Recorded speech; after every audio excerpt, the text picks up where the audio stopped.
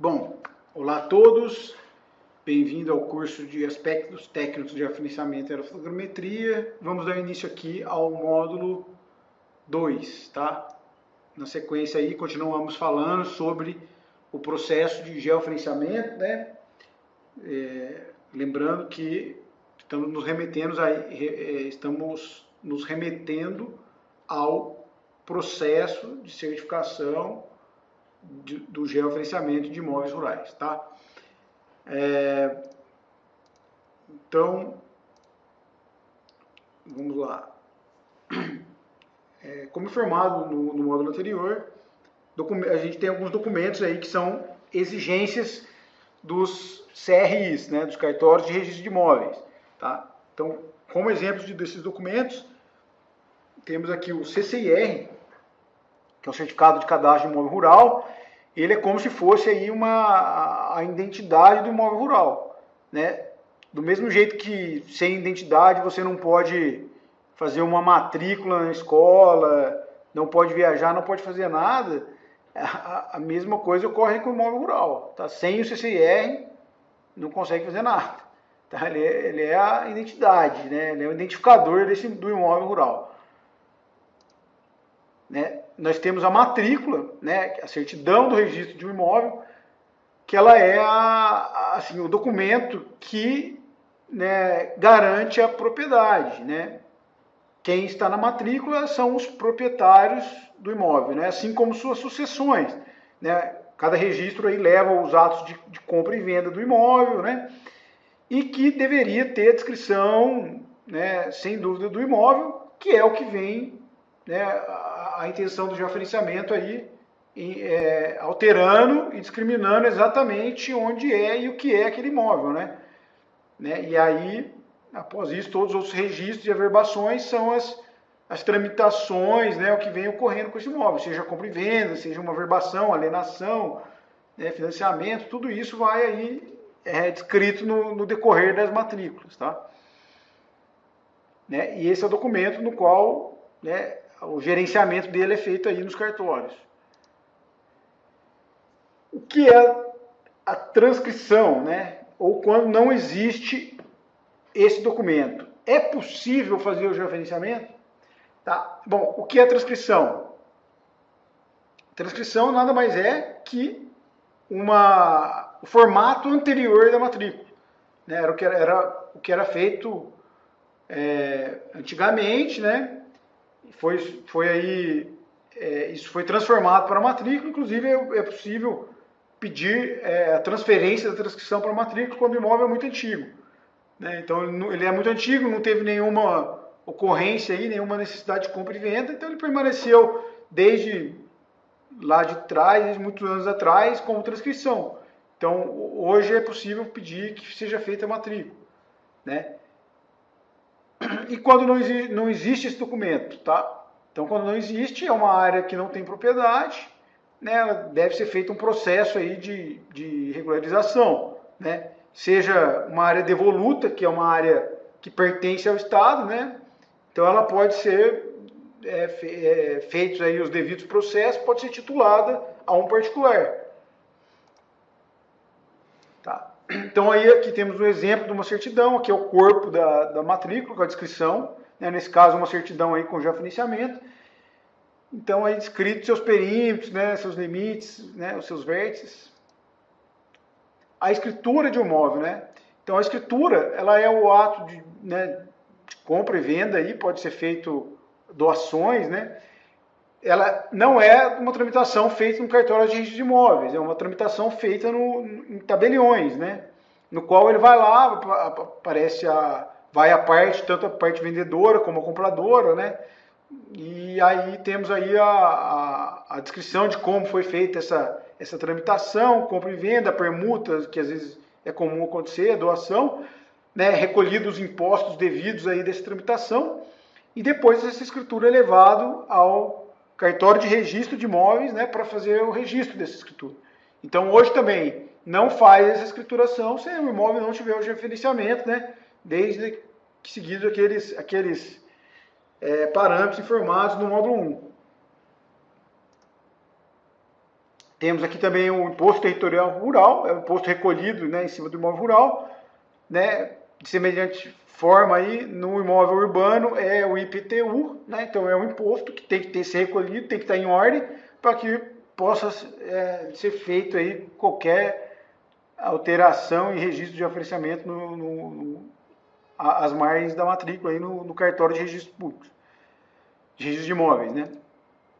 Então temos aqui o modelo do CAR, né, o CAR hoje ele é gerido de forma estadual, né, embora tenha o banco de dados federal, mas cada estado tem sua peculiaridade aí da maneira de tramitar o CAR, né, do documento gerado. Então aqui temos um exemplo de um imóvel, né, de um cadastro ambiental rural de um imóvel no estado de São Paulo. Tá? Esse é o modelo do CAR dentro do estado de São Paulo. Né? Então aqui dentro dessas páginas aí, nós temos aí tanto a imagem com a localização, né? Não deixa de ser um georreferenciamento, né? A determinação do limite do imóvel, né? Embora ele não passe pela metodologia da certificação do georreferenciamento, esse imóvel ele é georreferenciado, né? E colocado lá né, a imagem do imóvel, mas esse imóvel está georreferenciado a uma imagem, tá? Ele não tem toda a metodologia, né? Embora, né, o CAR é importante que ele esteja nos mesmos moldes da certificação do georreferenciamento, tá? Então, não sei se ficou claro aí a diferença, mas, né, sempre o imóvel vai estar georreferenciado no CAR, não necessariamente nos moldes da certificação do georreferenciamento. Mas é importante que esteja, tá? Então aqui também nas páginas aí é descrito, né, informações como reserva legal, área de APP, onde passa córregos nascentes, né? Então a gente tem aí todas essas informações descritas, né? As áreas de declividade, que também determinam as áreas de preservação, corpos d'água, né, como lagoas, lagos, né, barragens, né? Então, tudo isso é informação que vai para dentro do CAR. Tá? Então, eu costumo dizer aí que o georreferenciamento, ele cuida do limite do imóvel, né? Enquanto o CAR cuida do interior, o que está lá dentro. Né? Nós temos aqui o documento, que é a ART, Anotação de Responsabilidade Técnica. Ela é fornecida pelo CREA, é um documento também obrigatório para o georreferenciamento. Né? Então, esse é um documento tem muito mais assim a intenção de garantir a aptidão do profissional, né, que está desenvolvendo esse projeto, né, então ele é obrigado a constar nas peças técnicas, né, e também na certificação. Então, dentro desse documento aí tem informações como quem é o proprietário, quem é o técnico, quando foi feito, o que foi feito, qual é o imóvel, né, então para todas as atividades técnicas aí temos a obrigatoriedade de emitir esse RT. Não o georreferenciamento, né? Então, obviamente, como é uma atividade técnica, ele obriga também a emissão da RT. Esse é um exemplo da planta certificada pelo CIGEF, tá? Uma planta certificada do imóvel, então esse é o modelo dela. Aqui a gente está no modelo de A4, né, do tamanho, do formato de um papel A4, mas a gente tem a variação, de acordo com caso a caso, pode ser A2, A0, A1, enfim, isso não é também a grande importância. Temos aqui também, além da planta, outra peça que vem na certificação é o memorial descritivo. Né? Então, a ideia é que esse memorial já fosse averbado diretamente na matrícula. Porém, né, embora a lei de georreferenciamento lá hoje, as normas, né, gerem esse documento aí, que já vem com a assinatura digital do técnico, né, ela vem aí descrita em forma tabular. Então, muitos cartórios não aceitam o memorial nesse formato. Né? Eles obrigam aí uma outra atividade técnica, que é a conversão desse formato tabular em formato descritivo para que possa ser averbado na matrícula. Né? Então, assim, a intenção do INCRA é que seja padronizado, né, que seja registrado diretamente esse formato aí, que é um formato muito mais claro dos vértices, né, do que uma descrição, né, lado a lado e tal. Né? Então aqui ganharia aí em praticidade e desburocratização, né, dos processos aí. Esse já é um mapa também com várias informações desenvolvidas de uma maneira mais técnica. Também é uma exigência do cartório, né, porque ele pede que tenha informações no mapa no qual o mapa certificado não vem. Né? Então, a mesma coisa do memorial. Né? A intenção é que aquele mapa lá que vem da certificação atendesse, mas por enquanto ainda muitos cartórios pedem um mapa aí em tamanho maior, geralmente tamanho de A1 ou A0, né? Mas que seja possível ver vértice a vértice, né? Todos os confrontantes em acordo com as matrículas desses vizinhos, né? Escrito lá o que é estrada, o que é o acesso, o que é, né, o tipo do limite. E alguns cartórios aí pedem também a informação de áreas de reserva, áreas de APP. Embora, no meu entendimento, isso não seja incumbência do cartório, né, uma incumbência do órgão ambiental, né, seja da CETESB, seja da SEMA, né, do órgão de cada estado aí, mas é uma incumbência do órgão ambiental, não é um cartório de registro que tem que avaliar isso aí, até porque ele não tem a competência e o entendimento de todos os aspectos que envolvem uma regularização ambiental. Né? Então, eu já peguei cartórios, inclusive, né, obrigando que para o georreferenciamento tivesse também a regularização de uma barragem existente há mais de 20 anos. Né? Então, assim, isso é extremamente complicado, porque a regularização de uma barragem envolve órgãos como, por exemplo, o DAE, né, e é um processo super complexo, né, que envolve investimentos altos para adequação de estrutura, dependendo de cada barragem.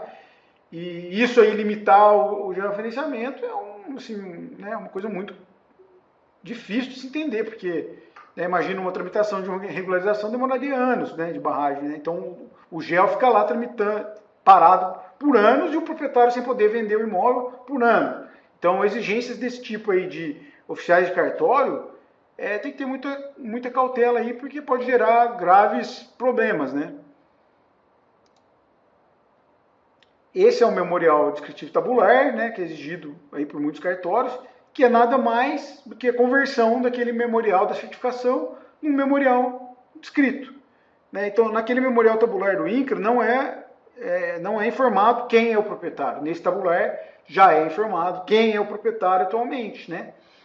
Então, assim, gera problema, porque às vezes, quando está sendo gerada a documentação é um proprietário, ocorreu a venda, você gerou a documentação é outro, quando chegou a venda. Então, fica desatualizado, tá? Apesar que, pela lei, o que vale é no momento da certificação, né? Mas tem cartório que entende lá, que é no momento atual. Então, já aconteceu o caso de eu precisar de mais de 2 vezes o mesmo imóvel ser atualizado esse documento, para poder fazer o registro, tá? Bom, etapas prévias do georreferenciamento. Então, para cada caso, é importante lá que seja feita uma análise documental do imóvel, tá? Para que não ocorra erro de procedimento. Né? Então, o que a gente tem que analisar aí? Matrícula, né? Transcrição do imóvel, se é um caso de posse, se são áreas devolutas, se é um contrato particular. Para cada um desses casos, é uma maneira de proceder. Né? Então, imóveis, por exemplo, que existe condomínio, né, no qual, por exemplo, um proprietário é dono de 30% de imóvel, o outro proprietário é dono de 70%. Mesmo que as áreas deles estejam cercadas, né, o que deve ser georreferenciado no primeiro momento é a área total. Né? Então é o 100% da área, eu não posso ir lá certificar 30%, então tem que tomar esse cuidado. Né? A certificação é em função do imóvel rural, né? Ou seja, né, área, né, parcelas contínuas, né, conforme a definição lá que a gente mostrou no início. Né? Então, esse tipo de erro é muito comum ocorrer, tá? E é um erro muito grave. Né? É um erro sério que pode, de repente, na hora que submete ao cartório lá, é tudo cancelado, ter que refazer tudo isso. Então, assim, é um prejuízo enorme, tanto para o proprietário como para o técnico, né? Então, essa análise documental é muito importante, até mesmo antes de passar um orçamento, né? Porque é ela que vai determinar qual será o seu procedimento. né? Então, outro documento, CCIR, obrigatório ter, ITR-CND, né? Garantindo que o imóvel não existe nenhuma dívida aí com o Estado, né? A declaração de todos os proprietários, né? Todo mundo concordando aí que aceita o georreferenciamento, todos os proprietários, isso é obrigatório, tá? E também a análise do local do imóvel, né? É importante que ir no imóvel, né? Verificar se existe algum litígio, falar com todos os confrontantes antes, né? Se existe alguma divisa ali que não é definida, né? Como por exemplo áreas de mata, área no meio da mata, né? Procurar um acordo aí entre os dois proprietários, né? Quando não existe uma definição, né? Se existe desapropriações, né? Então, por exemplo, é muito comum, às vezes, a área que confronta com rodovias, né? A rodovia lá fez uma desapropriação, ainda isso, de repente, ainda não está no documento, então, assim, é importante já considerar, porque depois a entidade aí que toma conta da rodovia, ela vai precisar anuir. Então, já é importante considerar a desapropriação, né? Para que conste nas peças técnicas, né? Então é importante considerar a existência de servidão de passagem, gasoduto, de água, de rede de energia, né? Tudo isso também é importante que seja informado e também será necessária a anuência, tá? E a existência de áreas certificadas é outra condição extremamente importante, porque se existe área certificada, né, não poderá ser feita uma certificação em cima, então tem que ter cuidado com isso também, né? E elaborar aí também sempre um contrato, né? Como envolve inúmeras situações complexas, é sempre importante ter um contrato para que não ocorra mal entendidos, né? Mesmo com tudo isso, ainda ocorre mal entendidos. Então, é importante deixar tudo o mais claro possível, né? O mais documentado possível.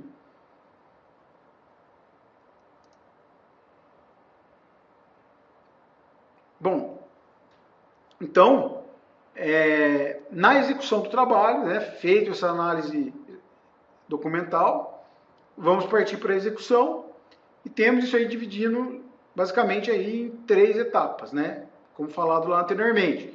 Trabalho de campo, os trabalhos de escritório, né? Que aí envolve os processamentos de dados, elaboração de peças técnicas, e a terceira etapa, né, que é a parte aí de registro, averbação no cartório, tá? Então, eu costumo dizer que trabalho de campo e trabalho de escritório depende aí basicamente quase tudo do profissional, né? A parte de lá de registro e averbação no cartório vai ter uma dependência muito grande do proprietário também, tá? Então, por isso que é importante deixar claro, porque é uma etapa que o profissional não consegue fazer sozinho, né? Vai depender aí de colaboração, de empenho aí do proprietário. Geralmente ele tem, né? Geralmente ele tem muita pressa para resolver isso. Geralmente procura fazer o georreferenciamento quando aparece uma compra e venda, aparece um negócio, né? Então aí vem o desespero. Bom, vamos falar aqui, começar com a parte aqui do trabalho de campo, tá? Então aí temos aqui um exemplo de um determinado local. A gente tem aí no centro o imóvel que é a nossa intenção de referenciar. Então a gente tem aí o imóvel 1, 2, 3 e 4, né, como sendo os confrontantes, né? Então a gente observa aí o quê? Todas as propriedades, todos esses imóveis, né, ele possui uma forma, um tamanho e uma localização específica, né?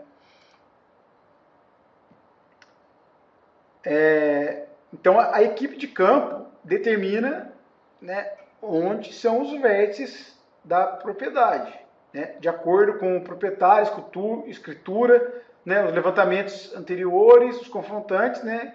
Então determinados esses limites e os vértices do imóvel. Né? O que são os vértices? São os limites, né, são os locais onde a linha de divisa entre os imóveis faz uma reflexão, tá? Então, aí os círculos vermelhos aí mostram onde são esses vértices, tá? Então, nesse exemplo, o imóvel possui 5 vértices, né? Esses vértices eles serão materializados, né? Ou seja, né, vamos implantar os marcos, as plaquetas, né, contendo o código do profissional, né, o código do vértice e o código do profissional. Todo vértice ele é feito um código, né, que ele vem aí por sequência. Nunca num georreferenciamento pode ter códigos duplicados. E lá no banco de dados do INCRA, cada código possui uma coordenada, né? Nunca vamos ter aí códigos repetidos, né? Porque aquele local ele vai ter o código do profissional e a sequência do vértice, né? Quando o vizinho vai fazer, né, vai bater aquela coordenada, né? Não existindo o erro, é adotado essa mesma codificação, né? Então, um imóvel bate ali ao lado do outro, inclusive utilizando a mesma codificação. Tá? Aqui é um exemplo do que é o marco exigido para a implantação no vértice, né?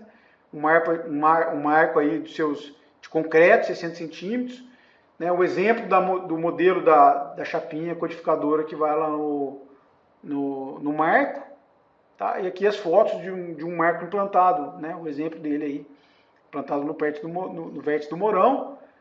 E esse pontinho, né, na chapa metálica é o local exato onde é colocado o equipamento para levantamento da coordenada. Quando o confrontante for fazer, ele tem que ir lá ocupar esse mesmo local, né?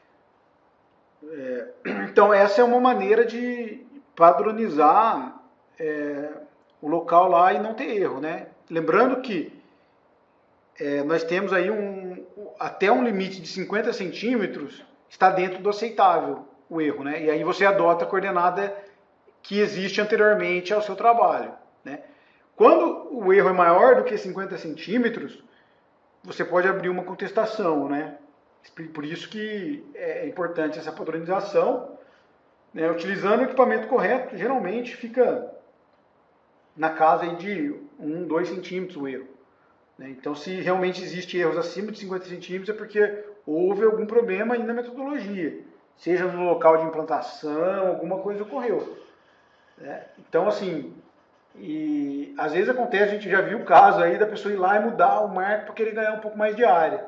Então não adianta, porque quando teve a implantação, né, e aquela coleta do ponto, fica armazenado lá no equipamento a data que foi feita a coleta, o tempo de rastreio, tem tudo certinho. Então, o fato de proceder dessa maneira nunca vai ser viável, porque a pessoa vai ter que usar aquela mesma codificação, né? Então, e se existir algum erro, vai ter que procurar, vai ser necessário aí avaliar aonde que está o erro, né? Para que, de fato, fique tudo aí abaixo de 50 centímetros e o imóvel esteja do lado do outro aí na certificação, né?